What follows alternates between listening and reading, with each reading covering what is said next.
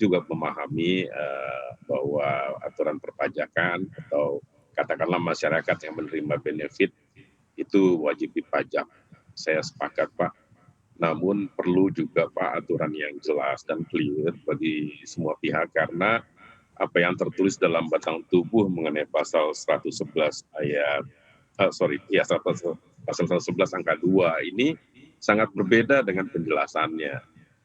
Jadi di batang tubuh itu endomen tidak masuk dalam pengecualian, tapi dalam penjelasan endomen masuk dalam pengecualian.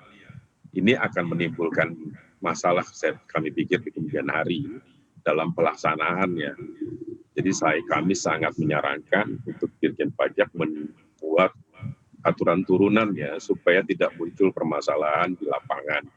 Nah, yang kedua kalau boleh mohon ditinjau kembali mengenai perpajakan ini. Apakah kalau dia sudah kena pajak final di pasar modal kah, di bank kah, di SBN kah, dimanapun sebaiknya PPh-nya juga tidak kena lagi gitu. Kalau boleh begitu ya. Supaya tidak terjadi dengan tanya ini pemikiran kita bahwa terjadi ganda atau double tax gitu ya. Yang ketiga tentu kami berharap bahwa Undang-Undang Cipta Kerja ini bisa memberikan kelancaran dalam hal investasi, dalam hal perizinan, karena spiritnya saya tahu bahwa Undang-Undang Cipta Kerja ini sangat baik dan sangat membantu dunia usaha maupun masyarakat. Indonesia harus maju, Indonesia harus bangkit apapun situasinya. Demikian Pak Ibu. Baik, berikutnya untuk Pak Hastanto, silakan closing statement-nya. Ya, terima kasih. Tentunya kita juga bersama-sama berharap bahwa karena pajak adalah penghasilan untuk negara ya. Kalau saya orang muslim nggak ada gunanya sholat kalau nggak bayar zakat. Gitu. Jadi orang Indonesia nggak ada gunanya jadi orang Indonesia kalau nggak bayar pajak. Tapi tentunya pajak prinsipnya uang nggak boleh 2 kali dipajak. Gitu. Dan kita berpegang terhadap hal tersebut. Jadi ya mungkin saya setuju sekali kalau tadi usulan Pak Togar untuk mungkin sosialisasi Pak, karena kan juga DJP kan isinya orang-orang yang dikejar-kejar KPI untuk pencapaian pajak ya Pak Yoga ya. Itu jadi kita kalau perlu di kantor pajak yang lain ada sosialisasi pemahamannya adalah seperti ini.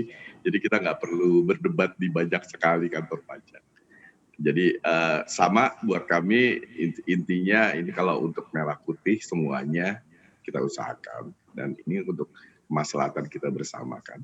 Dan ya tentunya kan sangat adil bahwa kalau memang yang duitnya banyak yang disimpan belum bayar pajak ya dibayar pajak. Dan yang tidak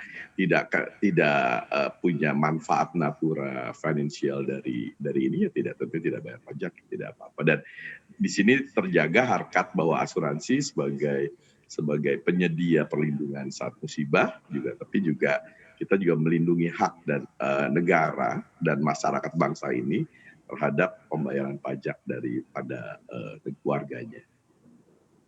Mungkin dari saya itu.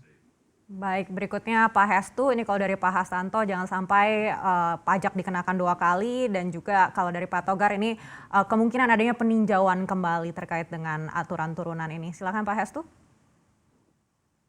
Ya baik, terima kasih. Jadi kalau kita melihat diskusi hari ini yang perlu kami sampaikan bahwa tax policy atau kebijakan pajak atau peraturan perpajakan, nah tentunya itu diformulasikan dengan sebaik-baiknya, bahwa itu juga memperhatikan berbagai aspek, termasuk apakah itu akan mendukung suatu industri tertentu, tapi di sisi lain juga harus memberikan fairness, keadilan, semua harus membayar pajak kan begitu ya, jangan sampai ada yang kemudian malah tidak membayar pajak. Nah ini beban pajak ini yang menanggung hanya sebagian dari industri atau kelompok masyarakat. Nah disitulah kami sangat menjunjung masalah itu dalam memformulasikan kebijakan pajak.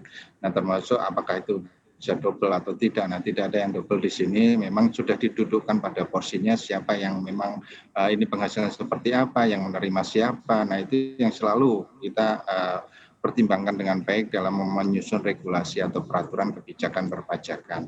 Nah terkait dengan yang kedua tentunya, nah ini juga menjadi PR kami dan tentunya mohon dukungan juga bagaimana kita mensosialisasikan perpajakan Saya yakin bahwa sebagian sudah memahami, tetapi ada juga yang tidak memahami, termasuk pemegang polis ini yang memang menjadi PR kami agar semuanya sama begitu memahami dan melaksanakan kewajiban ini dengan baik.